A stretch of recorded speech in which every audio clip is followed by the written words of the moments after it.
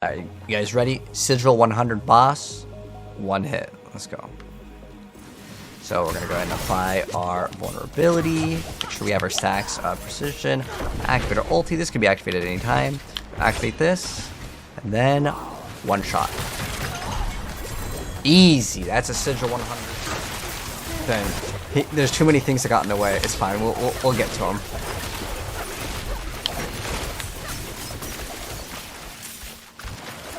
Alright, guys, ready? We're gonna one-shot them. Just have to build it up. We just have to wait for the ultimate to come off cooldown. But even without it, I mean, let's see. I did it without even using my ultimate right there. That's actually crazy. I did not expect it to actually work without even using Beastfall Boots, but it just does so much damage, it doesn't matter. Let's see if we can one-shot him with just this. Or we can one-shot him without popping our ultimate. That's actually pretty crazy. Alright, so let's explain the swaps over here. Now, depending on what you want to swap into, there's several different things that you can swap into before you go ahead and fight the boss, because a lot of these will actually remove a bunch of defensive stats, and you want your defensive stats for the entirety of the Sigil 100, because things are quite tough in terms of the amount of damage that you take. So, what you're going to want to do is swap some items. Now, depending on how much damage you need to do, you can swap more or less pieces, but there's actually only two that are required, which are going to be Banished Lord's Talisman as well as the Beastfall Boots. If you want to add Godslayer for more damage, go for it. If you want to go ahead and add more extra damage when you use like basic skills instead of the pen shot one, that's totally fine too, because you're not going to need the extra bonuses with the pen shot. So let's go ahead and show off kind of how it would work. So normally you do this relatively fast. You just right click 3 times or however many things you want. It could be 6, it could be 2. It just all depends on your build, but I'm going to go ahead and show you guys how it would work. So before you get to the boss, what you want to do is you want to make sure you spend your resources. Now you can spend your resources with pen shot, rapid fire, or any core skill. You just need to make sure that you need to get your stacks of Banished Lord's Talisman up to the number that it's required, and we're going to go ahead and do that real quick, and then we're going to fight the boss. So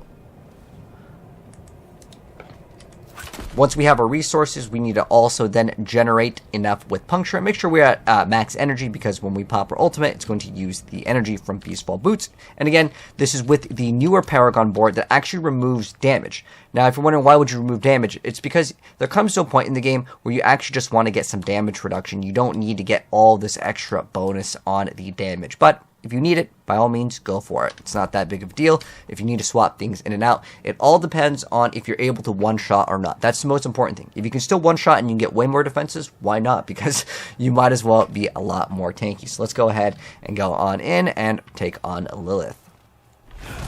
So I'm going to go ahead and build up our stacks over here. Then we're going to do a little roll, activate this, and boom. So, again, it's just that easy. Alright guys, so let's hop into the gameplay of the one-shot rogue doing Vault 100, which is essentially going to make this build a lot better, as I have seen some one-shot builds and people were like, well, how come I can't do Sigil 100s? So what we've decided to do is make sure that the build that is the one-shot rogue build that I recently uploaded, that can also do Sigil 100s. Now, of course, it's going to require a small weapon swap because there's nothing in the entire game that can compete with Banished Lord's Talisman as well as the Beastfall Boots. We're talking about a separate multiplicative multiplier plus like 120x of overpower plus whatever Beastfall Boots rolls, which can go up into even the 300x multiplicative amount of damage. So those are the two core things that you're going to need to actually swap if you go to the boss, which it's just a simple swap. You just open up your inventory, click on 2 things or more, depending on what you want to do. So here are going to be the major differences. So it really comes down to the itemization. So in terms of the skills, as long as you're able to one-shot at the end of the day, that's all that matters. You don't need to run, let's say, the caltrops, or you don't need to run the smoke grenade to get that extra damage, because those all require extra steps that could be tedious. And if you want to run other skills, like for example, I like running Shadow Step to break crowd controls. I also like Dash because it makes the build feel a lot better. So what I've opted to do is add to the build as much consistency as I feel that most players would want. Again, the point of a rogue is to be relatively fast, and if you have to activate caltrops and wait for all the stacks to one-shot, some people feel like it's a little bit slow. The whole point of the gameplay that we recently uploaded, which was the one-shot rogue build, if I want to get 1 billion points of damage, I'm going to try to get as much damage as possible. So caltrops would then need to be activated and smoke grenade to get all these multipliers.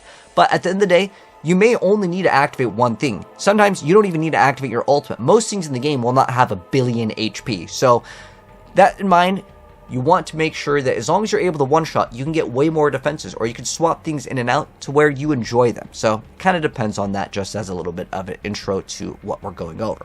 So these are the skills that I personally enjoyed, and the thing is that rapid fire is not very good in clearing out the trash mobs. It's much better at killing the elites, and on top of that, pen shot just absolutely obliterates huge packs. As you guys are about to see, this is in a Sigil 100, and you can delete things very fast in here. So starting right off, let's go over the skills. So here's what I'm running for the skills. I like running Puncture, Rapid Fire, Penetrating Shot, Dash, Shadow Clone, and Shadow Step. If you're wondering how we get the little dark shrouds around us, that is with the Umbrous aspect. So here's what I've got. So we're running the Umbrous aspect, and then we are running Juggernauts, and then I like running Grasp of Shadows, although you can run any pair of gloves that you want with plus ranks to Penetrating Shot and plus ranks to Rapid Fire. Then getting attack speed as well as getting crit strike chance are all great stats. And then we are running the Cheats aspect or Chabalts. It will also give you resources, but in Sigil 100 in particular, you really need a lot of defenses in the defensive department. For Rogue, it really comes down to just a bunch of less damage taken. It's pretty easy to max out on the armor nowadays with the Juggernauts aspect, but any build, it's going to have a tough time perhaps on Sigil 100 because the monsters just simply hit very, very hard. So that's like the main thing that we want to focus in on. And the Mangler's aspect will allow you to daze the enemies, giving you a bunch of defenses in the fact that the monster is not even attacking because it's actually on the ground. As far as things on the boots, you mainly want to look for movement speed as well as a bunch of resistances. The boots are your friend for resistances, and then in the chest piece, you can also get resistances, but a lot of damage reduction in the chest piece because you don't get damage reduction, with the exception of damage reduction while injured on the boots. Now, as far as the gear goes, it's relatively the same. The only swaps that we're doing is specifically in like the amulet and the boots that are only going to be Beastfall boots and Banished Sword's Talisman as a must. And then the weapon is the same. Again, you want a crossbow because weapon mastery is way better if you use a crossbow. That's the only thing that's important. I understand Sky Hunter gives you that guaranteed crit. It's not worth it when you compare it to the mastery on the weapon that gives you that crit multi, which is doing something crazy at the moment with precision. Your damage is just like through the roof. And then you can run Edge Masters over here for the amulet. If you want to, you can run on the rings too. Like some of these they're kind of swappable. And then also Trick Shot aspect over here. This allows you to clear up things very fast. You definitely want to run one of these. And then the Umbrous aspect is the one that you have to roll on the ring because it is going to be a resource one. So what this allows you to do is basically, if you want to, you can just spam Pen Shot more consistently. This is more so for something that is in like the Helltide, as you're about to see. This way we can still have insanely fast clear speed without having to activate our basic attack, because kind of how the build works, and we'll go over that after we finish off the itemization here. Then we're running Condemnation, and then we're running the accelerating aspect to make the build feel a lot better in Sigil 100s. So, as far as the specialization goes, it's combo points. And the way we play this build is we throw 1 to 2 punctures, and then we go for a pen shot. That's how we're getting these huge giant pops on these enemies that is just basically deleting everything. Occasionally, you'll see once we get 3 of the stacks, like I'll shoot like 1 pen shot, and it'll just clear out everything. And if there's an elite there or 2, we'll activate 1 or 2 more punctures, and then we will follow up with Rapid Fire. Rapid Fire is going to be killing the elites, while Pen Shot deals with the trash. I mean, you just saw that big trash get deleted over there, and then now there's some elites, and that's where Rapid Fire becomes a little bit better on single targets. But if it's the boss, obviously you can swap into the rotation and just one-shot it. But you don't need to swap into your build with the Banished Sword's Talisman, building up all the stacks in every single elite that you see. It's just for specifically like the boss because it has a bunch of HP. Now, as far as the gems go, we are running Emerald, Ruby, and Skulls, or whatever resistances that you need. Usually you'll be okay on armor, but whatever you want to run is fine here. And then this is what I like in the Seneschal. So I like Flash of Adrenaline, giving us Fortify and extra duration. That is kind of nice. You can also use Reconstruct, which just regenerates your HP. That's a great choice as well. And then with Tempest, I'm running Efficiency, Resource, and Frigid. It just gives us extra crit strike chance. It doesn't really matter too much. The pet in this build in particular, unless you happen to have the unique stones, which I included 0 uber uniques or the unique stones in the build, but I will also provide a secondary one one, which does have the unique stones if you're lucky enough to have those, or any of the uber uniques. Then you can run Doombringer. Obviously Harlequin Crest are amazing, but I try not to include those in any build. That way everyone can play the builds. I mean, there's only 2 uniques in here, and these are super common. Like, they're super easy. And if you don't have them, the build will still run. Again, you want to swap into the Banished Swords Talisman and the Beastfall Boots. Those are absolutely required for most of the one-shots. You can do with only one, but you need definitely one of them. I mean, in the gameplay that you guys saw from the intro clips, you can one-shot most of the end game and open world content, even without activating Beastfall Boots and the Banished Swords Talisman. You can just activate one of them. And there's a bunch of notes in here. I do recommend you guys to check out the notes. It kind of mentions some of the stuff that you can swap into. And then now that we're done with this, let's go ahead and go into the skill tree. So the skill tree is basically the same. It's just that instead of running like Caltrops, if you want to run Caltrops, by all means go ahead and do so. But I really like to have the dash, and I actually really like running Agile. It's most of the bosses over here you can one-shot before any defenses need to be taken into consideration.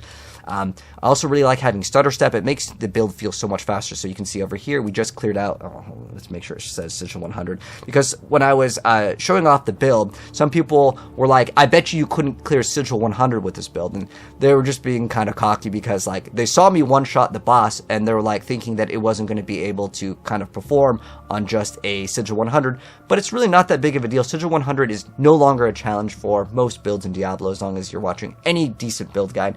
It's just, it takes some time to go ahead and complete for certain builds just because they lack maybe some damage. But there it is. There's a Sigil 100, 0 deaths over there. The build is very, very smooth. But anyways, going back into the skill tree because I felt like that was important to show off. You can also alternatively run Discipline Shadow Step. I don't think this one is bad at all, just to kind of have more crowd control reduction. I like putting maximum points into Dark Shroud. It really gives you that extra crit strike chance or movement speed. It's up to you. If you're just doing open world content, oh, this is amazing. Especially if you are running an amulet that specifically has plus ranks to weapon mastery. That's the most important thing in this entire build. You want to get that on your amulet, unless you're running Banished Swords Talisman. Obviously, Banished Swords Talisman to swap for the bosses, but this is very important over here because it adds so much damage to your build, because currently right now it's doing some weird multiplicative thing with the precision passive that gives you way more damage. There used to be a bug with advanced rapid fire, but that has been fixed, but now we get way more damage with weapon mastery and running a crossbow. Then we run nothing in the imbuements, and then we just need the Prime Shadow Clone. You can run kind of anything that you want, but one thing that I like with running Shadow Clone is it gives you Unstoppable, so that will automatically proc to balls without having you requiring to move. So this is where the build gets a little bit different, because the skill tree is it's kind of like whatever you want to swap into, and definitely check out the notes. But this is the main thing that we swap into. So the difference between the one-shot build that does 1 billion damage versus maybe, you might be doing 300 million damage, which again, 300 million is way more than enough to one-shot majority of things in the game. Heck, you're gonna see in the gameplay over here where we go to Kickstarth, we one-shot him with half of our damage. We also can one-shot the PvP boss with half of our damage. So keep in mind, it's kind of up to you on what you want to swap into. But over here, we have actually done some changes to the one-shot build. Now, it's optional. If you aren't one-shotting the things like, let's say, in a 4-man group and you need the damage, take the damage, use the older Paragon board. This is kind of an extension to that other build guide, which I will also link down below because it's kind of relevant to this, but this is specifically for Sigil 100 and still being able to one-shot stuff. So, what you want to do is, if you need it, you can get Tricks of the Trade over here, but I have unspec'd out of that, and we've actually opted for Board Defenses. Again, this is to clear out Sigil 100s.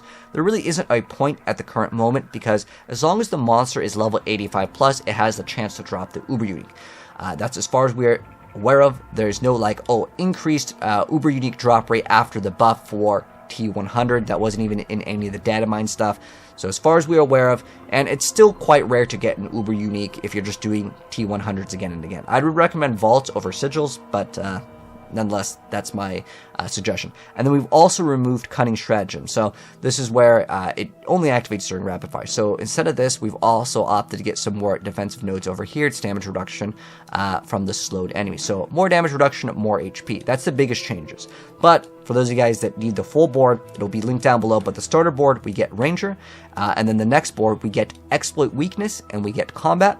And then on the third board, we get Cunning Stratagem and Pride. The order does matter here. And then we do move over to Tricks of the Trade, and we get Devious. And then we move on to the final board, which is Cheap Shot and Exploit.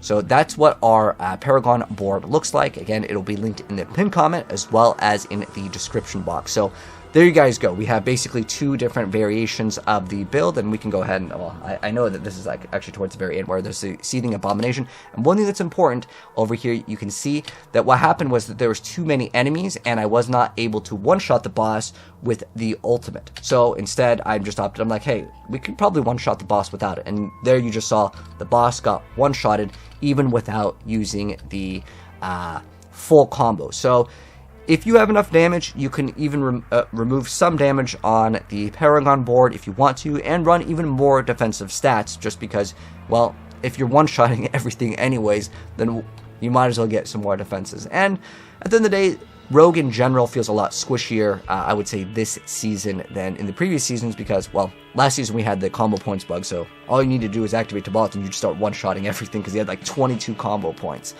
But that's going to go ahead and wrap it up for the build now that we went over the scales, the gear, as well as the Paragon board. But if you guys have any feedback, or if you're new here and you do want to see more Diablo content, maybe we'll do an updated build guide to this once the Gauntlet comes out, because as of right now, we don't need any more damage, and we could do Sigil 100. I mean, we could obviously open more content at this point as a joke anyways. But if you guys are new here and do want to see an update to this build, if we need to even update it when the Gauntlet comes out, subscribe to that bell. You'll see a lot more Diablo builds and more gaming content very soon. But take care, and I'll see you in the next video. Peace out.